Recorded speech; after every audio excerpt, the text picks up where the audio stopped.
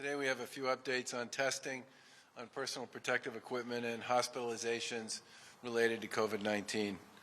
We also want to share an announcement on our shared work with community health centers to increase testing and tracing in communities across the Commonwealth. First, I want to provide a quick update on PPE. As of yesterday, we've delivered over 5.3 million pieces of PPE, and that includes masks, gloves, gowns, and other items the Command Center has provided to hospitals, nursing homes, other facilities on the front lines, and first responders and emergency management personnel. Our Command Center is in communication daily with hospitals and medical professionals around the Commonwealth to monitor the capacity in our hospitals. As of yesterday, there were 3,872 patients hospitalized statewide for COVID-19. That includes a little over 80 new hospitalizations for COVID-19. 9% of all the COVID-19 positive tests we've done are currently hospitalized. Out of the 18,000 available hospital beds statewide, ranging from ICU beds to field hospital beds, 56% of those beds are unoccupied and available for patients. The Commonwealth's healthcare system is an incredible collection of people and organizations. In just a few weeks, it's mobilized to dramatically increase capacity, including 5 new field hospitals. We'll continue to monitor the rate of hospitalizations to ensure there's enough staff and space to respond to the surge. But as a reminder, if you have symptoms, if you feel sick, if you have a chronic medical condition, please reach out and contact your healthcare provider.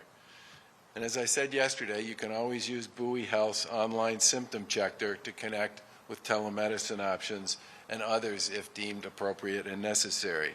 That's available at bowie.com/mass or at mass.gov/COVID-19. So far, Bowie's connected with 83,000 individuals here in the Commonwealth of Mass and has recommended direct connections to a clinician in many cases to engage in a telehealth visit, and in some cases has encouraged people based on their symptoms to call 911. We cannot emphasize how important it is for people to recognize and understand that the healthcare system is fully optional and fully functional, and we did a ton of work to make it possible for people who have ongoing medical conditions to be able to get the services and the treatments that they need, while at the same time be able to deal with the surge and all the issues associated with managing COVID-19.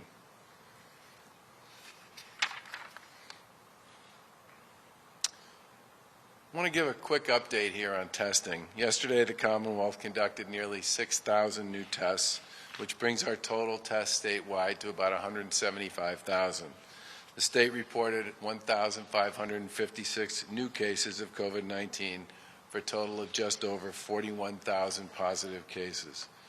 The last few days, we've seen fewer or about the same number of positive cases day to day, but we think it's too soon to draw a conclusion from that data. First, a few days does not represent a trend. We've seen this data bounce around before. And secondly, the number of positive tests is entirely dependent on who you test. And what I mean by that is daily positive test totals don't necessarily represent what's happening across the entire Commonwealth. Today's announcement on increased testing should help expand the universe of testing, and in many ways will be one more element of how we think about hotspots and opportunities to engage and to intervene. The piece of data we watch most closely is the number of hospitalizations for COVID-19. And we're still seeing an increase, a modest one, but an increase there statewide. Since the end of February, we've increased testing capacity dramatically through the State Public Health Lab and a wide range of lab partners at academic medical centers, commercial labs, the Broad Institute, and others. We now have more than 30 partners that are testing each day. Massachusetts remains a national leader in per capita testing, and we're continuing and committed to building on this work. Part of our statewide monitoring focuses on hotspots or high-density areas where the virus can spread quickly. And we've worked with local partners to address testing needs in several of these high-density areas. In Chelsea, Massachusetts General Hospital worked to quadruple testing capacity and to provide testing and housing developments. The Commonwealth, through the National Guard, also did mobile testing in Chelsea as well. In Lowell, we worked with CVS and the federal government to stand up a rapid testing pilot with the ability to test up to 1,000 individuals a day. The National Guard and Fallon EMS continue to test patients and staff at state hospitals, long-term care facilities, assisted living facilities, and 24/7 congregate care programs here in Massachusetts. And prioritized testing is also available for our first responders, healthcare workers, and grocery store workers in Lowell, in Springfield, and Foxborough. Today we're going to expand those efforts at several more locations across the Commonwealth. In partnership with Quest Diagnostics and the Mass League of Community Health Centers, we will dramatically increase testing at several key community health centers here in the Commonwealth. As everybody knows, community health centers provide comprehensive health services for people across the Commonwealth. And these facilities are also deeply rooted in the fabric of their local communities. They're trusted partners in addressing the broad health needs of underserved populations. And they're committed to eliminating health disparities and facilitating access to health care for those they serve. Working with the Mass League, we've identified community health centers who have the capacity to ramp up testing and needs in areas of high need. This includes many densely populated communities. Quest has agreed to ship 2,200 tests per day to 12 community health centers and is committed to adding more soon. The first group of health centers includes facilities and operations in Quincy, Brockton, Lowell, Fall River, New Bedford, Worcester, Provincetown, and multiple sites in Boston. The Boston locations are Dot Health, East Boston Community Health Center, Codman Square Health Center, and the Whittier Street Health Center. Harbor Health Services will also have multiple sites coming online.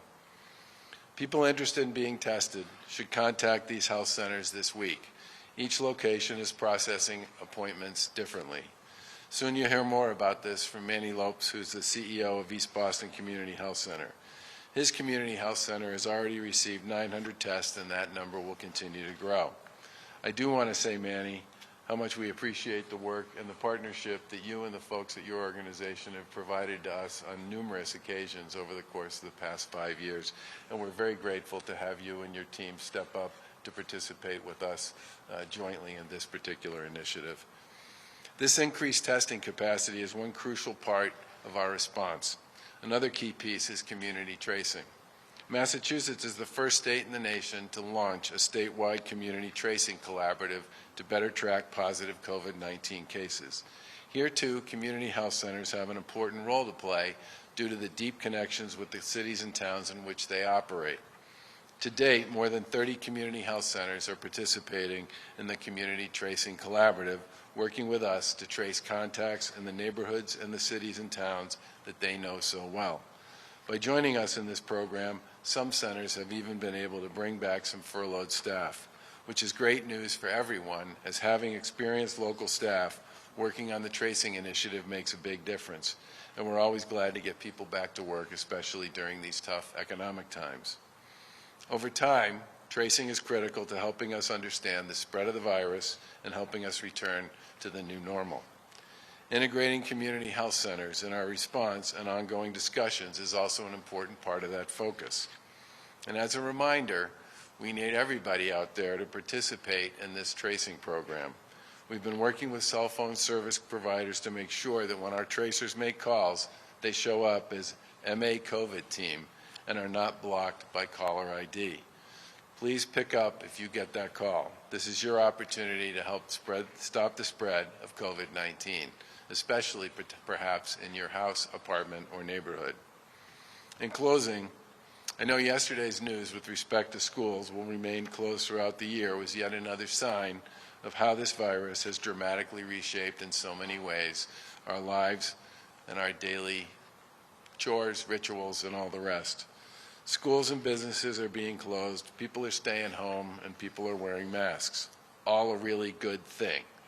But along the way, we're not being able to see loved ones in person, and it's disruptive and disturbing. I think everybody would like to see us find a way to get back into something that looks more like what people used to do day in and day out. But for Massachusetts, which is now a national hotspot for COVID-19 infections, we really do need to stay the course and keep up our efforts to stay home, socially distance, wear a mask, and respect and understand the issues associated with this virus. If we move too quickly, we risk losing the progress that we've made so far.